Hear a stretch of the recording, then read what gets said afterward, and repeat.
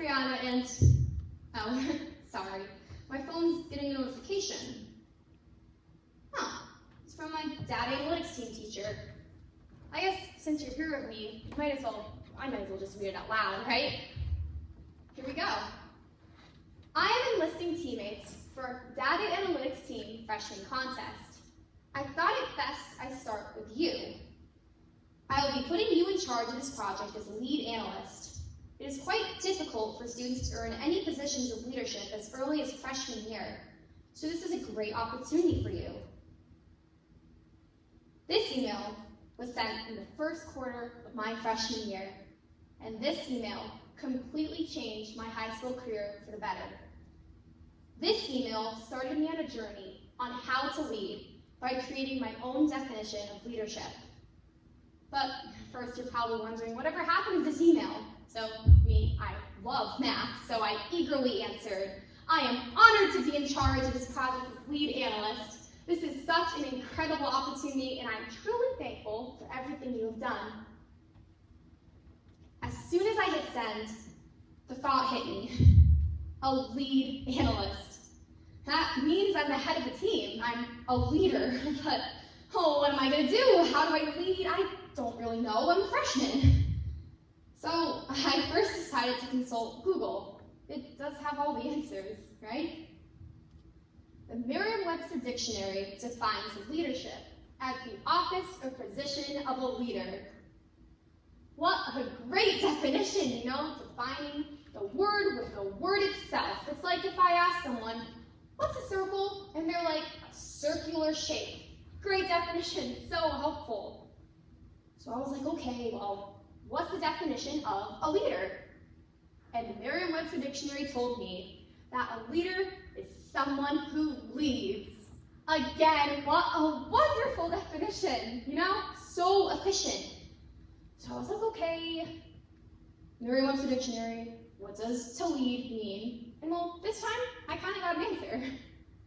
To lead means to guide on a way, to direct, and to serve as a channel. So we're getting somewhere, but this definition still doesn't really answer my questions. I mean, how do I know I'm on the right way? How do I direct people? How do I serve as the medium? I realized through all of my research that I was kind of on my own in figuring out leadership. Sure, there were outlines and websites and definitions out there, but they weren't detailed enough for me, and they were all different. For this freshman data team, I walked in just staying true to myself. And through this, I learned how to be a leader. My team reached their goals, and now today, I'm here to share that meaning to all of you. To begin, I'd like to change the part of speech the word a leader classifies as. A leader is not a noun. You cannot simply be a leader by getting a position. Sure, you can earn the spot, but does having this fancy new name really define a leader? Instead, think of a leader as an adjective. It describes who you are as a person and explains your personal mindset and your drive. A leader is flexible, dedicated, and confident, all in the effort to bring out the best in others. Let's break down this definition. First, flexibility. This has multiple different meanings. Sometimes the plans you make aren't always completed the way you imagine. Sometimes people may have different ideas than you. Imagine this. You're leading a group project, and the night before the project's due, and one of your teammates still hasn't finished a part of the project. You're writing them, hey, the project's due tomorrow, are you gonna do your part? No answer. Until 1 a.m. in the morning. And the teammate answers, they were at a sports game all day, and they arrived home not feeling well. Well, that's a change you didn't plan for. This change was unexpected, but you adapt your plans in order to finish the project, and it turns out fine. You're able to be flexible, to understand that things do happen. As a leader, you have to understand that some things are just out of your control, and what matters is how you react to them. Up next is dedication. So let's say you're part of a softball team, for example. How would you feel if your team captain is more concerned about basketball than your own team's sport? The leader sets the tone for the team, and if they're not interested in the topic, then it's more than likely the team won't be either. Leaders have the drive to get the job done, but they do so in a way that brings the team together and that instills a passion for the team to accomplish a common goal. Next is confidence. This one's way easier said than done. Sometimes it's scary to go out of your comfort zone. You worry your ideas may not be accepted, your team may fall apart, or your goal won't be reached. But what's key is that you believe in yourself. You've already taken the first step. You've gotten that position, that level, that role. You're on the team for a reason, and it's time to let that reason shine.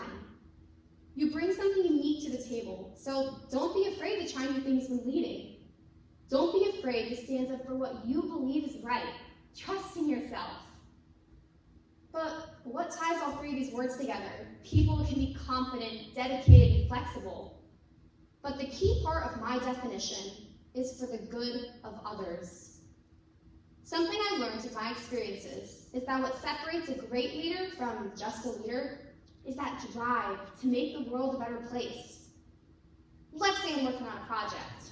I'm confident in my work, I'm dedicated to the subject, and I'm flexible with meeting times. I insist on doing all the work myself, and all the writing myself.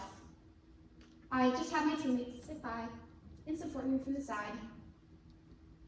What good does this do for making an impact? What good does this do for your team? It only makes the project. It doesn't make the team, the passion, the strength.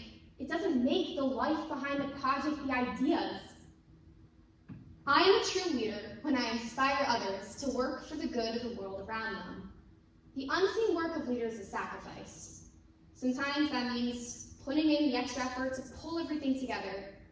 Sometimes that means giving others opportunities to find their own enthusiasm for the project, the goal.